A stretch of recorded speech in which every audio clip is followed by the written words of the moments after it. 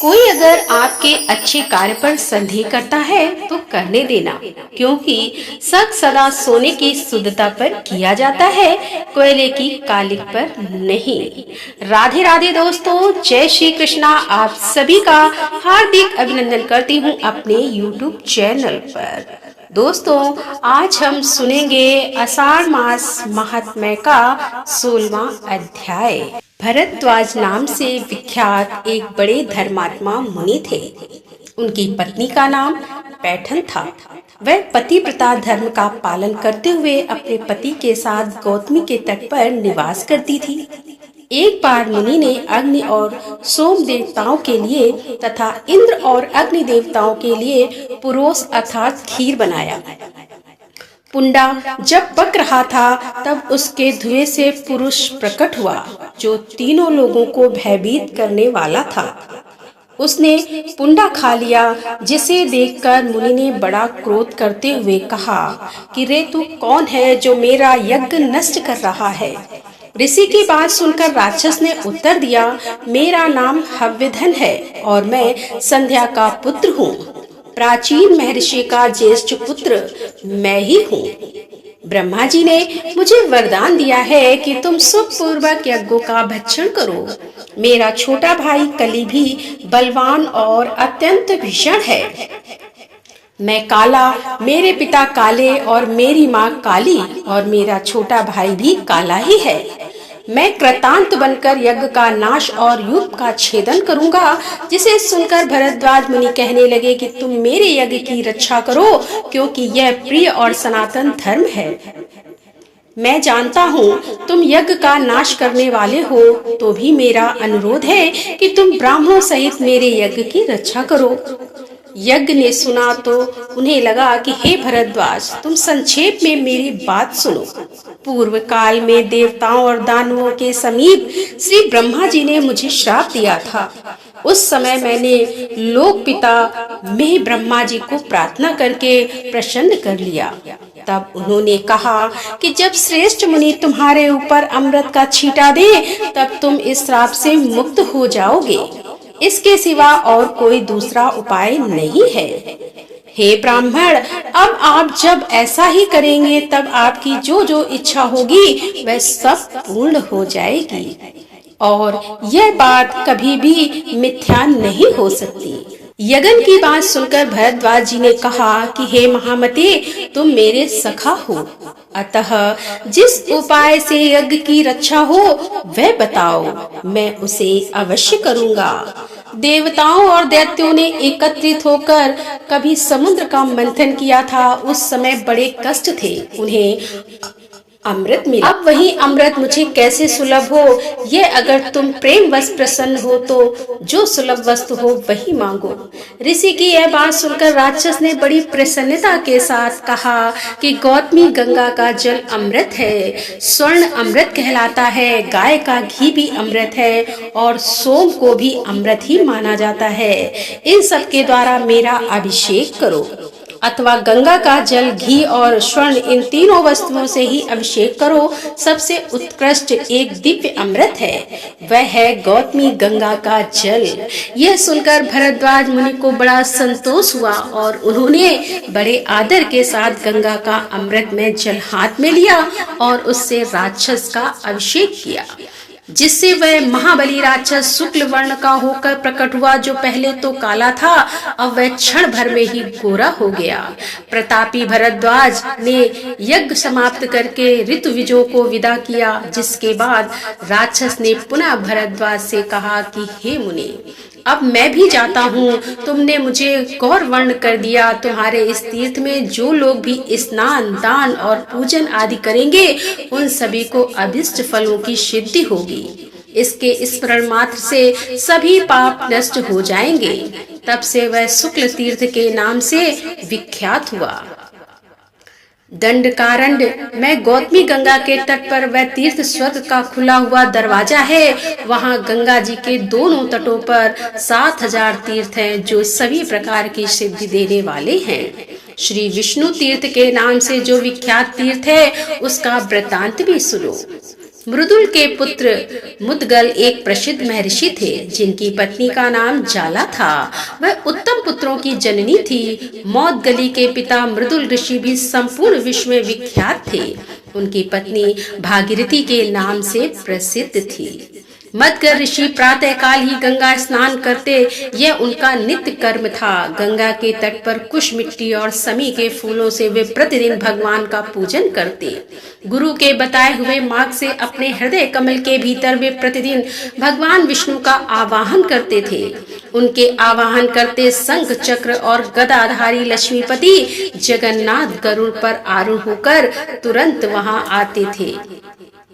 फिर मौत गल ऋषि द्वारा यत्न पूर्वक पूजित होने पर वे कुछ समय तक उन्हें विचित्र विचित्र कथाएं सुनाया करते तथा काल में कथा वार्ता में जब तीसरे पहर का समय हो जाता तब भगवान विष्णु से बार बार कहते कि पुत्र अब अपने घर को जाओ, तुम बहुत थक गए होगे। इस प्रकार भगवान के आग्रह करने पे वे घर लौटते थे। उनके जाने पर भगवान देवताओं के साथ अपने धाम को लौट जाते थे और गौतम गल भी प्रतिदिन कुछ लेकर अपने घर जाया करते थे और पत्नी को अपना उपार्जित धन देते थे।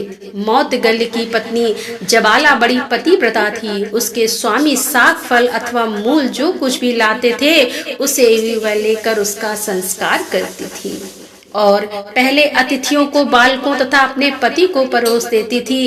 इन सबको भोजन देकर फिर वह स्वयं अन्न ग्रहण करती थी।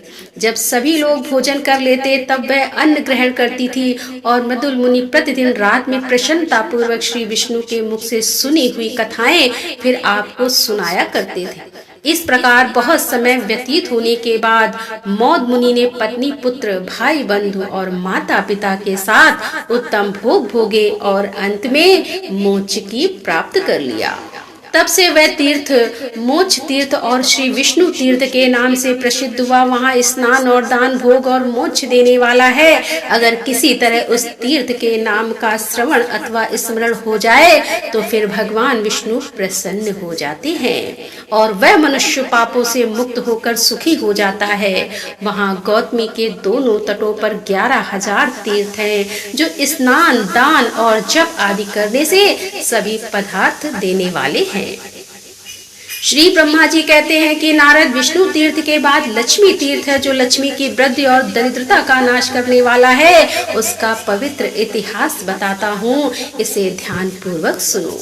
पूर्व काल की बात है कि लक्ष्मी और दरिद्र देवी में संवाद हुआ।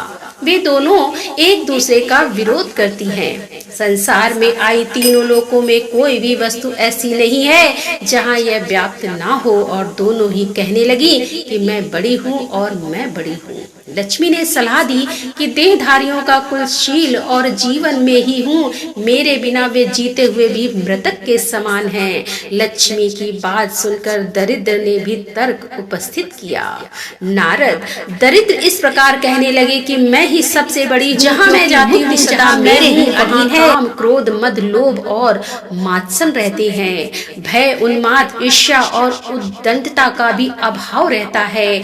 दरिद्र की बात सुनकर लक्ष्मी ने प्रतिवाद किया, मुझसे अलंकृत होने पर सभी प्राणी सम्मानित होते हैं। निर्धन मनुष्य शिव के ही समान तुल्य क्यों ना हो, सभी के द्वारा तिरस्कृत होता रहता है। मुझे कुछ दीजिए। यह वाक्य मुंह से निकलते ही बुद्धि भी, लज्जा, शांति और कीर्ति, यह शरीर के 5 देवता तुरंत निकलकर चल देते हैं। गुण और गौरव तभी तक टिके रहते हैं जब तक मनुष्य दूसरों के सामने हाथ नहीं फैलाता। जब पुरुष याचक बन गया तब कहाँ गुण और कहाँ गौरव। जीव तभी तक सबसे उत्तम समस्त गुणों का भंडार और सभी लोगों का वंदन रहता है। सभी लोगों का वंदनीय रहता है जब तक वह दूसरे से याचना नहीं करता। प्राणियों के लिए निर्धनता सबसे बड़ा कष्ट और बड़ा पाप है, क्योंकि निर्धन मनुष्य को ना तो कोई आदर देता है, ना उससे बात करता है और ना उसका स्पर्श ही करना चाहता है। अतः दरिद्र में मैं ही श्रेष्ठ हूँ। मेरी बात कान खोल कर सुन ले। लक्ष्मी का यह दर्प युक्त वचन सुनकर दरिद्र बोली, लक्ष्मी मैं बड़ी हूँ, यह बारंबार कहते हुए तुझे लज्जा नहीं आती? तू श्रेष्ठ पुरुषों को छोड़कर सदा पापियों में ही रमनी रहती है। जो तेरा विश्वास करता है तू उसके साथ वंदना करती है, फिर बड़ी बड़ी डींगे कैसे हाँक रही है। तेरे मिलने पर मनुष्य को जैसा भारी पश्चाताप सहना पड़ता है, वैसा उसे सुख नहीं मिलता। मदिरा पीने से भी पुरुष को वैसा भयंकर नशा नहीं होता जैसा तेरे रहने मात्र से विद्वानों को भी हो जाता है।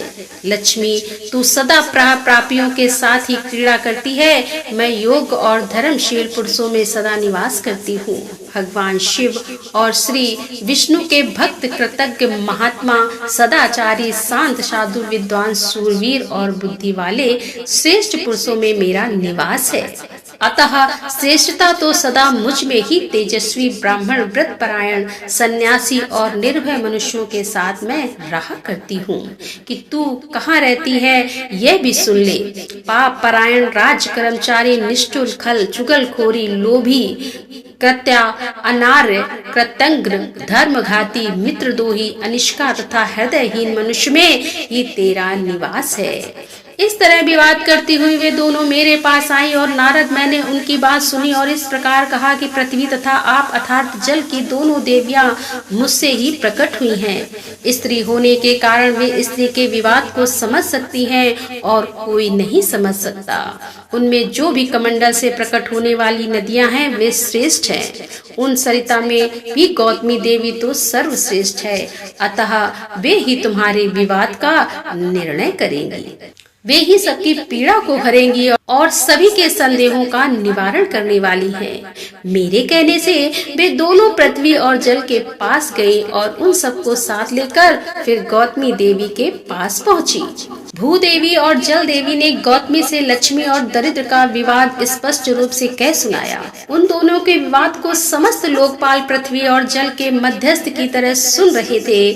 उस समय गंगा ने दरिद्र से कहा कि ब्रह्मा श्री तपश्री, यज्ञ श्री कीर्ति, धन श्री यश, श्री विद्या, प्रज्ञा सरस्वती, भोग श्री मुक्ति, स्मृति लज्जा, धति क्षमा, सिद्धि तुष्टि, पुष्टि, शांति, जल, पृथ्वी, अहम, शक्ति, औषधि, श्रुति, शुद्धि, रात्रि, धुलोक, आशी, स्वस्ति, माया, उषा, शिवा आदि जो कुछ भी संसार में विद्यमान है वह सब लक्ष्मी जी के द्वारा व्याप्त है। ब्राह्मण, धीर, क्षमावाणी तथा मोक्ष परायण पुरुषों में जो जो रमणी अथवा सुंदर है वह सब लक्ष्मी का ही है। विस्तार है, अधिक सुनने से क्या लाभ, समस्त जगत लक्ष्मी ही है। जिस किसी व्यक्ति में जो कुछ भी उत्कृष्ट वस्तु दिखाई देती है वह सब लक्ष्मी में है। लक्ष्मी से शून्य कोई वस्तु नहीं। दरिद्र क्या तो इन सुंदरियों लक्ष्मी देवी के साथ स्पर्धा करती हुई लज्जित नहीं होती। जा चली जा यहाँ से। तब से गंगा का जल दरिद्र का शत्रु हो गया।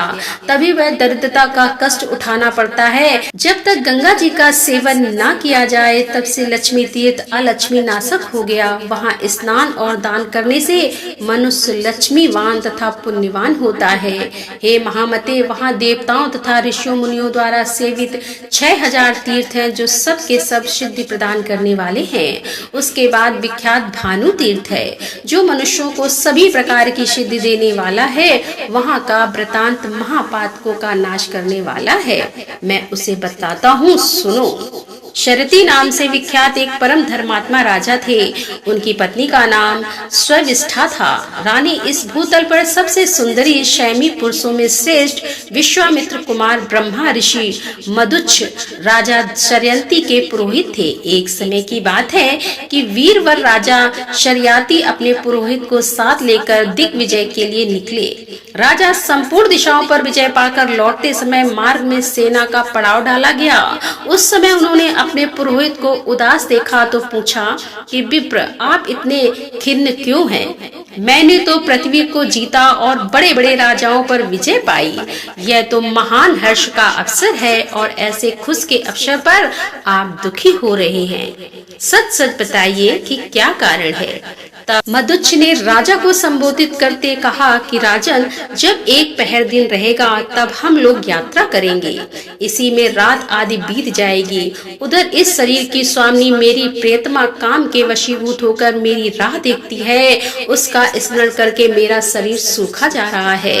काम जनित विकार उत्पन्न होने पर वह कमल के समान मुख वाली सुंदरी जीव तो मिलेगी ना। यह सुनकर राजा हंस पड़े और पुरोहित से कहने लगे कि ब्राह्मण, आप मेरे गुरु और मित्र हैं, फिर आप अपने आप को बार बार विडंबना में क्यों डाल रहे हैं? संसार का सुख तो क्षण भर भंगुर है, उसमें आप जैसे महात्माओं की आस्था कैसे हो सकती है? मदुच्छ बोले कि हे राजन, जहाँ पति पत्नी दोनों एक दूसरे के अनुकूल रहते हैं, वहीं धर्म, अर्थ और काम की वृद्धि होती है। अतः अपनी पत्नी के प्रति अनुराग दूषण नहीं, भूषण ही मानना चाहिए। फिर राजा विशाल सेना के साथ अपने देश में आए।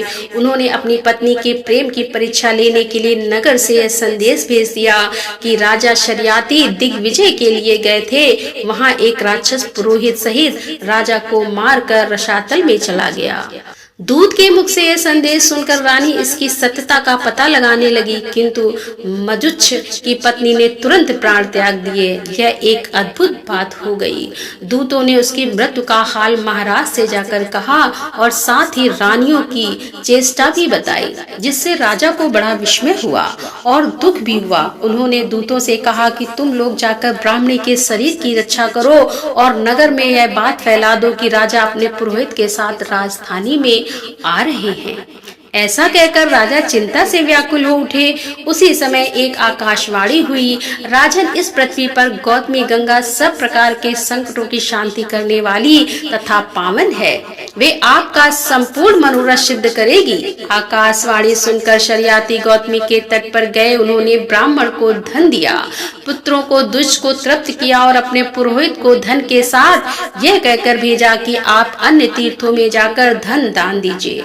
राजा का यह सब कार्य पुरोहित नहीं जानते थे। उनके चले जाने पर राजा ने सेना को भी भेज दिया और स्वयं अकेले ही गंगा तट पर रह गए। उन्होंने गंगा सूर तथा देवताओं को सुनाकर कहा, यदि मैंने दान होम का पालन किया हो तो इस सत्य के प्रभाव से वह पतिव्रता ब्राह्मणी मेरी आयु लेकर जीवित हो जाए। ऐसा कहकर अग्नि में प्रवेश कर गई और उसी समय पुरोहित की पत्नी जीवित हो गई।